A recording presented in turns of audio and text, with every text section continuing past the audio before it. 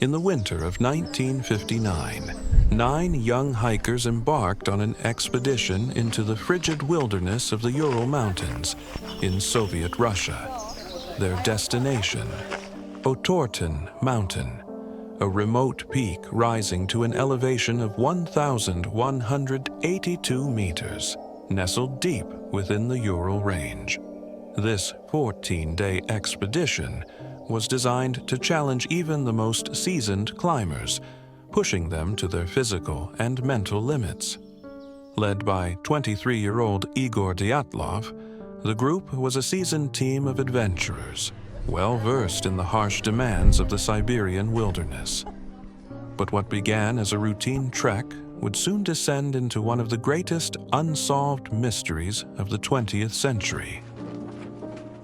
This is the story of the Dyatlov Pass Incident. The hikers planned to follow a well-documented path through the northern Ural Mountains. Their journey began on January 27, 1959, setting out from the settlement of Vizhai, the last inhabited area before the wilderness. The group expected to complete their route and return by February 12th. Dyatlov had promised to send a telegram to their sports club upon their return. Over the first few days, the hikers followed their planned itinerary, documenting their progress through journals and photographs, and relishing the camaraderie and challenges of their adventure. As they moved deeper into the mountain range, however, the weather began to turn. Heavy snow and fierce winds swept through the region, making navigation increasingly difficult. This forced the group to veer slightly off their intended path. On February 1st, they decided to set up camp on the slopes of Kolatchakal, or Dead Mountain, approximately 20 kilometers from their intended destination. Their plan was to regroup and resume their trek the following day. This campsite would be the last trace of their journey.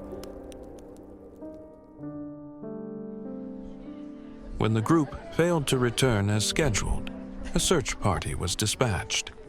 What they discovered defied explanation. The hiker's tent was found eerily intact, but slashed open from the inside. Scattered in the snow were personal belongings, boots, coats, and supplies, as if the group had fled in a state of sheer panic. The searchers followed tracks leading downhill where they found the hikers' bodies, some lightly dressed, barefoot, and lying in bizarre configurations. The first 2 victims were discovered near a small fire, their hands burned as though they had desperately tried to stave off the brutal cold. Others were scattered farther away, clutching tree branches or curled in frozen poses of agony. And then came the most chilling discoveries. Some hikers bore catastrophic internal injuries, a fractured skull, shattered ribs, yet bore no external wounds. One woman was missing her tongue. Stranger still, fragments of their clothing registered unusual levels of radiation. Theories began to swirl. Was it an avalanche, forcing the group to flee in terror? Could rare wind patterns have triggered infrasound, inducing hallucinations and panic? Or was something more sinister at play? A covert military activity at the height of the Cold War? An encounter with a menk, a mysterious yeti-like creature the locals referred to as the Walker in the Snow? Or something from beyond? The official investigation concluded that the hikers had succumbed to a compelling natural force. But what could that force have been? And why did it leave behind so many unanswered questions? Why had the hikers abandoned their tent? The hiker's tent was found torn open from the inside, suggesting a hurried escape.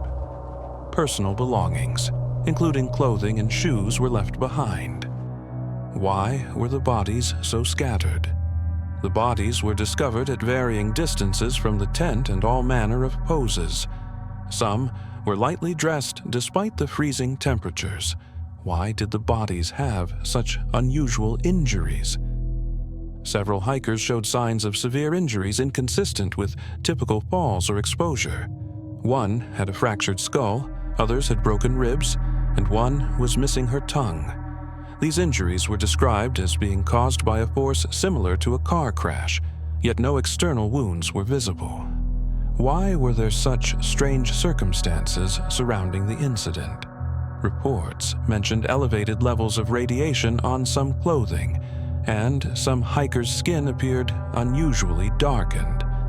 Witnesses in nearby areas also reported strange orange lights in the sky on the night of the incident. These questions may never be conclusively answered. Despite extensive investigations and renewed interest over the decades, including modern inquiries, the Dyatlov Pass Incident remains one of the most enduring mysteries of the 20th century. It continues to capture public fascination and inspire numerous books, documentaries, and studies.